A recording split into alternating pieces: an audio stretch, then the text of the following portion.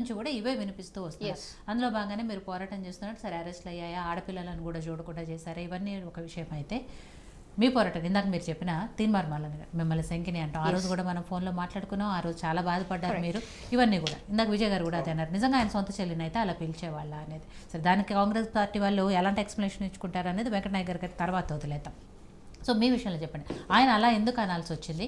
Even Revanth Reddy గారు కూడా అదే మాట్లాడారు. ఇందాక నుంచి పదే పదే అదే ప్రస్తావిస్తున్నారు కుమార్ గారు అండ్ విజయ్ గారు. ముదురు బెండకాయలను, రాజకీయ నిరుద్యోగులను, ఇంకేదో రకరకాలుగా నిజంగా అంటే ఇది ఒక బీఆర్ఎస్ ముసుగులోనో లేకపోతే బీజేపీ ముసుగులోనో రాజకీయ పార్టీలు వెనకుండి నడిపిస్తున్న పోరాటమా, మీరు స్వచ్ఛందంగా చేస్తున్న పోరాటమా? ఎందుకంటే మీ మీద కూడా పర్సనల్గా ఒక మాట మాట్లాడారు. మీరు బీఆర్ఎస్ పార్టీకి చెందిన వ్యక్తి, బీఆర్ఎస్ తరఫున మీరు మాట్లాడుతున్నారు అనే విమర్శ కూడా నేను ఆ రోజు విన్నాను. కాబట్టి చెప్పండి. సో ఇప్పుడు నన్ను బీఆర్ఎస్ పెయిడ్ ఆర్టిస్ట్ అని కోట్ చేసిన ప్రతి ఒక్కరిని నేను ఒకటే అడుగుతున్నా, మరి ఇదే నేను 2023లో బీఆర్ఎస్కి అగేన్స్ట్గా ఫైట్ చేసిన. ఇప్పుడు ఏ విషయం మీద అయితే మేము ఫైట్ చేసినామో 2023లో ఈ టైంలోనే అదే ఇష్యూ మీద ఫైట్ చేసినాం. ఇష్యూ ఏంటండి, అప్పుడు గురుకులకి గ్రూప్ 2కి కాన్ఫ్లిక్ట్ వచ్చింది. అప్పుడు మేము ఫైట్ చేసినప్పుడు మాకు సపోర్ట్ చేసిన పార్టీ ఏది? కాంగ్రెస్ పార్టీ.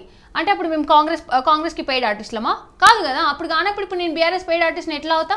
అంటే ఒక ఆడ మనిషి ముందుకొచ్చి ఫైట్ చేయడమే మీరు దాన్ని ఎట్లా చిత్రీకరిస్తున్నారు అని అంటే నేను పెయిడ్ ఆర్టిస్ట్ అని చెప్పి నా మీద ముద్రేసి మొత్తం జరిగేదాన్ని సైలెంట్ చేయాలని చూస్తున్నారు.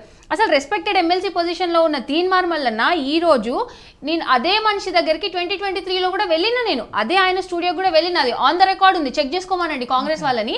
ఆ రోజు వెళ్ళిన సమస్యలు ఏ ఇష్యూ మీద వెళ్ళినామంటే కేవలం టీఎస్పీఎస్సీ ఇష్యూస్ మీదనే పోయినాం. ఆ రోజు కూడా ఆ రోజు చాలా ఆవేశంగా ఆ మనిషి జనార్దన్ రెడ్డి అప్పుడు ఉన్న చైర్మన్ మీదకి చెప్పు చూపించిన ఆ మనిషి ఈ రోజు కూడా నేను అదే ఇష్యూస్ మీద ఫైట్ చేస్తున్నా కదా. మరి నన్ను శంకిని అని ఎట్లా అంటాడు? అది ఎంతవరకు కరెక్ట్? దానికి కాంగ్రెస్ పార్టీ రెస్పాన్సిబుల్ కాదా?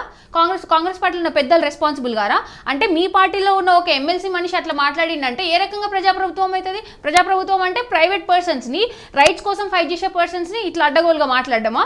ఒక ఆడ మనిషి అనేది చూడకుండా సరే నేను వేరే సమస్యల మీద నేను పోరాడుతున్నా అంటే ఓకే, కన్సిడర్ చేస్తా. కానీ నేను అప్పటి నుంచి ఇప్పటి వరకు పోరాడేది కూడా అదే సమస్యల గురించి కదా. అప్పుడు గురుకులకి గ్రూప్ 2కి కాన్ఫ్లిక్ట్ వచ్చింది, అప్పుడు సపోర్ట్ చేసింది కాంగ్రెస్ పార్టీ. మేము అప్పుడు ఎలక్షన్స్లో కూడా కాంగ్రెస్ పార్టీకి సపోర్ట్ చేసినాం. ప్రతి చిన్న సమస్య నుంచి ఎవరెవరో కాదండి, రేవంత్ రెడ్డి గారికే తెలుసు. ప్రతి చిన్న సమస్య నుంచి పెద్ద సమస్య వరకు తెలిసింది రేవంత్ రెడ్డి గారితోనే మేము డిస్కస్ చేసినాం. ఇదే నేను సీఎం రేవంత్ రెడ్డి గారి రెసిడెన్స్లో కలిసా. ఎప్పుడు వాళ్ళ అపోజిషన్ పార్టీలో పీసీసీ అధ్యక్షుడిగా ఉన్నప్పుడు మేము వెళ్ళి కలిసాం గ్రూప్ 2 పోస్ట్పోన్ టైంలోనే. మీకు ఎందుకమ్మా, నేను చూసుకుంటా, మీకు ప్రతి చిన్న విషయంలో న్యాయం జరిగేలా చూసుకుంటా అని మాట్లాడారు కదా. మరి ఈ రోజు మీరు నిజంగా రెస్పాన్సిబుల్ అయి ఉంటే ఒక ఎగ్జామ్కి కాన్ఫ్లిక్ట్ రాకుండా చూసుకుంటారు. కానీ ఇవాళ డిఎస్సికి గ్రూప్ 2కి కాన్ఫ్లిక్ట్ ఎట్లా వస్తుందండి? అంటే మీకు బోర్డ్స్ మధ్య సమన్వయం ఉండాలి కదా. ఆ రోజు సమన్వయం లేదని మాట్లాడినరు మీరు, మరి ఈ రోజు ఆ సమన్వయం ఎందుకు చేయలేదు మీరు?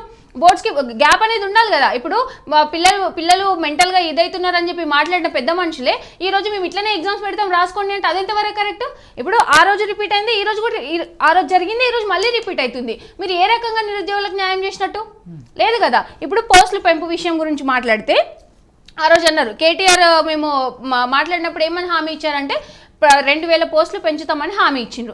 ఆ మీటింగ్ అయిపోయినాక రేవంత్ రెడ్డి గారు ఏమంటారు, 2000 కాదు, నేను 2000కి ప్లస్ ఒకటి కేటీఆర్ చెప్పిన దానికి ప్లస్ ఒక పోస్ట్ పెంచి నేను నోటిఫికేషన్ రిలీజ్ చేస్తా అన్నారు. ఇప్పుడు మేము 2000 కూడా అడగట్లేము కదా. కనీసం అందరికీ సమన్వయం జరిగేలా చూడమని చెప్తున్నాం. దానికి కూడా మీరు నిజంగా చిత్తశుద్ధి ఉండుంటే ఈ రోజు ఆగస్టులో 7th 8th డేట్స్ ఇచ్చారండి. ఇదే డేట్స్ పోస్టులు ఇంక్రీజ్ చేసి చూసి ఇవ్వాల్సింది డేట్స్ ఎందుకు ఇవ్వలేదు మరి? అంటే మేము రోడ్ల మీదకి వచ్చి ఫైట్ చేయాలి. ఇందులో కాంగ్రెస్లో ఉన్న ఒక మనిషి మేము ఎలక్షన్స్ కంటే ముందు మేము అతనితో ఒకటే క్వశ్చన్ చేసిన, నేనే క్వశ్చన్ చేసిన, ఆడియో రికార్డ్ కూడా ఉంటుంది నా దగ్గర.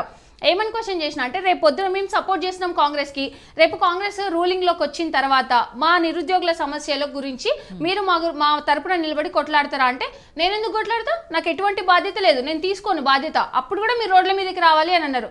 అంటే ఇదే రకంగా కరెక్ట్?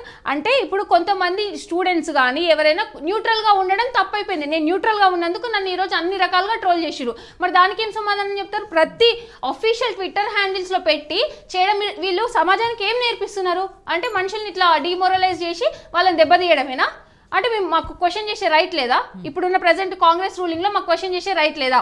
ఇదే రాహుల్ గాంధీ గారు చిక్కడపల్లి లైబ్రరీకి వచ్చిండ్రు, ఇదే నేను వచ్చి అన్ని రకాలుగా ప్రామిసులు చేసిరు. మరి దానికి ఎవరు రెస్పాన్సిబుల్ ఈరోజు? అవి మీరు చేస్తే మేము రోడ్ల మీదకి రావాల్సిన అవసరం ఏముంటుంది? మీరు మా మాట వింటే మేము అపోజిషన్ దగ్గరికి వెళ్ళాల్సిన అవసరం ఏముంటుంది? మేము అపోజిషన్ దగ్గరికి ఎందుకు వెళ్ళినాం? మీరు పట్టించుకోకపోతేనేగా వెళ్ళింది. రూలింగ్లో ఉన్న వాళ్ళు చేయకపోతే అపోజిషన్లో ఉన్న వాళ్ళ దగ్గరికే కదా వెళ్ళాల్సింది. ఇదే పని మీరు కాంగ్రెస్ మీరు అపోజిషన్లో ఉన్నప్పుడు కూడా మేము చేసినాము. అప్పుడు తప్పవుంది, ఇప్పుడు ఎట్లా తప్పు అవుతుంది కదా? ఇవన్నీ మీరు మాట్లాడుతున్నారు. ఇంకొకటి పేపర్ లీక్ గురించి మాట్లాడుతున్నారు. పేపర్ లీక్ అయింది, ఓకే. పేపర్ లీక్ అయినప్పుడు కాంగ్రెస్ పార్టీ నుంచి పెద్దలందరూ సిబిఐ ఎంక్వైరీ చేయాలి, అది చేయాలని మాట్లాడారు. మరి ఈరోజు రూలింగ్లో ఉన్నారు, మీరు ఎందుకు వేయట్లేదు?